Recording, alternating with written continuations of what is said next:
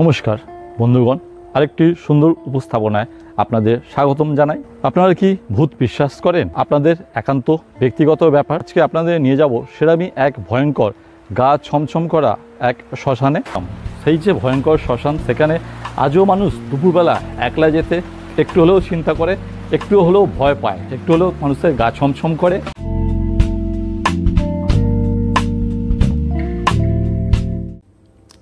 আপনাদের নিয়ে হাজির হয়েছি সেই গা ছমছম করা পরিবেশের যে শ্মশান, সেই শ্মশানের প্রথমেই প্রবেশ পথ দিয়ে ঢুকছি। ঢোকার সামনে ঢালাই রাস্তা এবং বাঁদিকে যে খেলার মাঠ। তবে যেহেতু এখন বর্ষার সময় চারিদিকে বেশ আগাছা ভরে উঠেছে এবং ঢালাই রাস্তা সোজা একেবারে ভেতর পর্যন্ত প্রবেশ করেছে এবং খানিকটা গিয়েই বাঁদিকে খুব সুন্দর একটি শিব মন্দির রয়েছে এবং সেই মন্দিরটি খুব সুন্দরভাবে সাজানো গোছানো।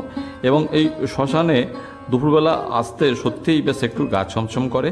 তবে আমি পরিকল্পিতভাবেই এখানে দুপুর 1:45 নাগাদ এসেছি, যখন আশা করছি যে জায়গাটা হয়তো আরও ফাঁকা থাকবে। তবে এসে দেখছি কিছু মানুষজন এখন এখানে বিশ্রাম করছেন এবং শ্মশানে দেখছি সিসিটিভি কভারেজ সেটাও আছে এবং শ্মশানের পাশে যে সমস্ত সুন্দর বাহারি গাছ লাগানো রয়েছে সেগুলোও খুব সুন্দরভাবে দেখা যাচ্ছে এবং সেটা বেশ এখানের প্রকৃতিকে মনোরম করে তুলেছে। এবং মূল জায়গায় চলে এসেছি, এই যে শ্মশানের নাট মন্দির এবং নাট মন্দির থেকে কালী মন্দিরের মাঝখানে যে চাতালটা, সেখানে বেশ অনেকটা বড় জায়গা, যেখানে একটা ছোট গাড়ি দাঁড়িয়ে, কয়েকটা বাইক দাঁড়িয়ে রয়েছে এবং পাশে এই যে বড় গাছের নিচে যে বেদিটি, সেটাও খুব বড় একটা বেদি বাঁধানো বসার জায়গা এবং খুব সুন্দর প্রাকৃতিক মনোরম পরিবেশ দুপুরবেলা এবং বেশ গা ছমছম করার অনুভূতি অবশ্যই আছে।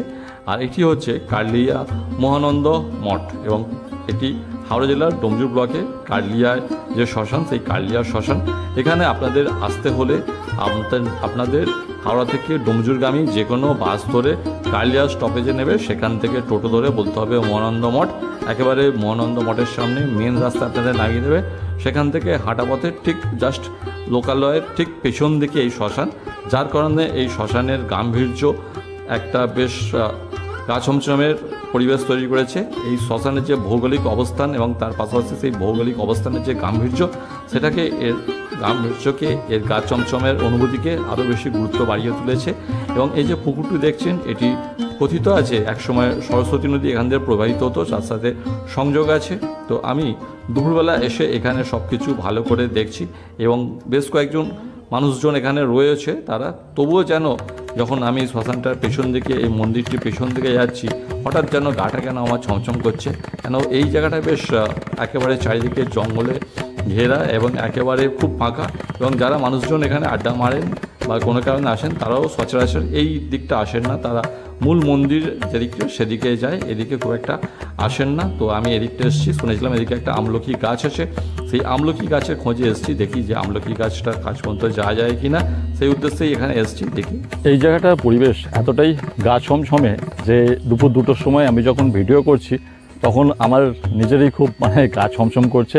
চারিদিকে নিস্তব্ধতার মধ্যে একেবারে সেই যে বলে শ্মশানের নিস্তব্ধতা, সেই নিস্তব্ধতা চারিদিকে একেবারে বজায় রয়েছে। আর তার পাশাপাশি জঙ্গল, পুরনো মন্দির, তার পাশে যে সমস্ত সমাধিক্ষেত্র এদিকে এই যে রয়েছে, বেশ একেবারে রোমাঞ্চকর পরিস্থিতি, বেশ গা ছমছমে অনুভূতি, একেবারে খুব অ্যাডভেঞ্চারপূর্ণ লাগছে এই সময়টা। নিজেরই ভয় লাগছে, আর বেশিক্ষণ থাকছি না, বেরিয়ে যাচ্ছে এখান থেকে। ভিডিওটা যদি আপনাদের ভালো লাগে তাহলে অবশ্যই একটা লাইক দেবেন, বন্ধুদের মাঝখানে শেয়ার করবেন এবং অবশ্যই চ্যানেলটা সাবস্ক্রাইব করবেন। তাহলে দেখা হচ্ছে আবার পরের ব্লগে নতুনভাবে। Tata, bye bye.